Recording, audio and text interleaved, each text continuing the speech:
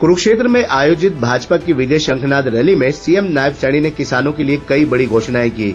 इन घोषणाओं में आज तक के किसानों के आबियाने के 133 करोड़ का बकाया माफी का ऐलान, अब से केंद्र सरकार की तर्ज पर 24 फसलों को हरियाणा सरकार द्वारा एमएसपी पर खरीदने, 2023 से पहले फसलों के प्राकृतिक आपदा से खराबे के 137 करोड़ रुपए एक सप्ताह में देने, 31 दिसंबर 2023 तक आवेदन करने वाले सभी किसानों को ट्यूबवेल कनेक्शन देने, पुराने ट्यूबवेल के खराब होने पर दोबारा किसी और जगह पर बोर होने वाले ट्यूबवेलों पर सौर ऊर्जा की शर्त को हटाने, बिजली निगमों द्वारा लगाए गए ट्रांसफार्मरों के खराब होने पर बिजली निगमों द्वारा अपने खर्चे पर बदलने, ट्यूबवेल के लिए 3 स्टार मोटर बेचने वाली देश भर की सभी कंपनियों के विभागों के पोर्टल पर अपना पंजीकरण करवाने, किसानों के किसी भी कंपनी की 3 स्टार मोटर खरीद पाने जैसी कई घोषणाएं शामिल रही। इन घोषणाओं के होते ही भारतीय किसान यूनियन चंडूनी के अध्यक्ष गुरनाम चंडूनी ने सरकार का धन्यवाद किया और किसानों को उनके राजनीति में आने के बाद मिली इस पहली जीत की बधाई भी दी।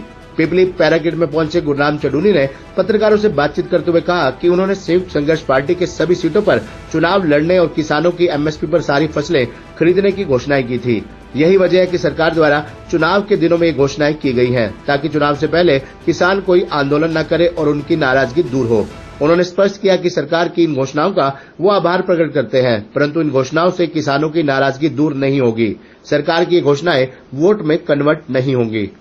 देखिए, आज किसानों की एक बहुत बड़ी जीत हुई है और आज जो बीजेपी ने घोषणा की है कि हरियाणा सरकार सभी फसलों को एमएसपी पे खरीदेगी, उसके साथ कोई और घोषणाएं भी साथ में हैं, तो वो एक किसानों की बहुत बड़ी जीत है, क्योंकि हम 2014 से कोर्ट में भी लड़ रहे हैं और दूसरे आंदोलन भी लड़ रहे हैं। 2020-21 में आपको पता है कितना बड़ा आंदोलन किया है और उसके पहले 2008 में भी हमने ये आंदोलन किया था।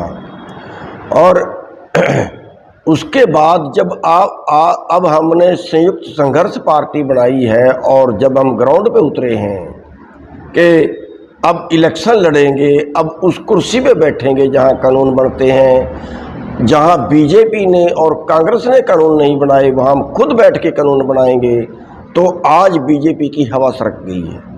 और आज बीजेपी ने घोषणा की है कि केंद्र सरकार खरीदे ना खरीदे, हरियाणा सरकार सभी फसलें एमएसपी पे खरीदेगी। दूसरा, हम ये कहना चाहेंगे कि सारी देश की जो पार्टियां हैं, जहां जहां भी किसी की सरकार है, दूसरे प्रदेशों की जहां जहां भी किसी की सरकार है, हर प्रदेश को अपने स्तर पे खरीदनी चाहिए।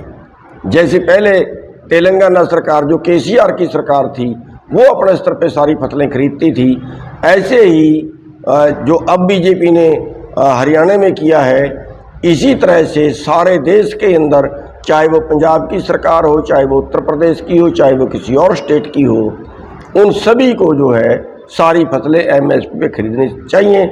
और इसके साथ ही मैं किसानों को बधाई दूंगा कि ये आपकी बहुत बड़ी जीत हुई है।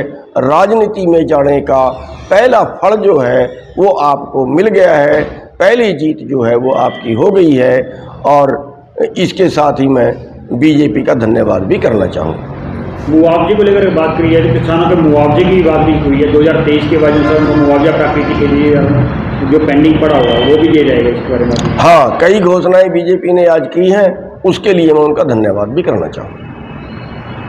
नहीं, 133 करोड़ माफ नहीं है। वो जो पानी का मामला था, जो जैसे कोई पेंडिंग बिल रह जाते हैं, जैसे कोई पेंडिंग मामला था, वो था 133 करोड़। कोई कर्जा माफ नहीं है जी, तो वो मामला माफ किया है। और वो ऐसे, ये तो छोटे छोटे मैटर होते हैं, लेकिन फिर भी जो किया है वो चुनाव के टाइम में इन्होंने इसलिए कि कोई आंदोलन बाकी ना बचे, कोई इस तरह का मामला कोई ना बचे जिसके लिए लोग लड़ें झगड़ें, उसके लिए उन्होंने किया है। उसके थोड़ा राजनीतिक पार्टियों को होता है, लेकिन उसके लिए हम धन्यवाद दें।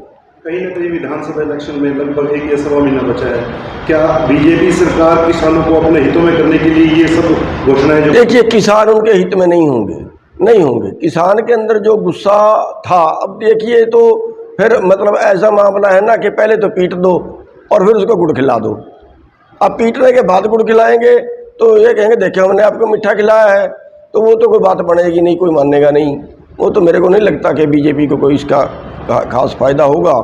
लेकिन अगली सरकारों जो आएंगी वो इस बात को मानने के लिए मजबूर होंगी, उससे किसानों का फायदा जरूर हो जाएगा। तो हाईवे पे बैठे आप लोग बहुत जगह आप लोगों ने संघर्ष के लिए कहीं ना कहीं एक तरह से किसानों की जीत भी मानी जाती है। मैं ये कह रहा हूं कि आंदोलनों में भी इनको वोट का डर होता है। आंदोलन से ज़्यादा डर इनको इस बात का हुआ है जो हमने संयुक्त संघर्ष पार्टी बना ली है और हम चुनाव में उतरे हैं। इनको ये हो गया कि क्योंकि हमने कहा है कि ठीक है ये नहीं MSP देते, हम देंगे भाई, तो वो बात लोगों को टच की है और उसके डर से इन्होंने जो है वो पहले ही घोषणा कर दी है। और मैं इसको हमारी संयुक्त संघर्ष पार्टी की पहली जीत मानूंगा, किसानों की राजनीति में आने के बाद पहली जीत मानेंगे।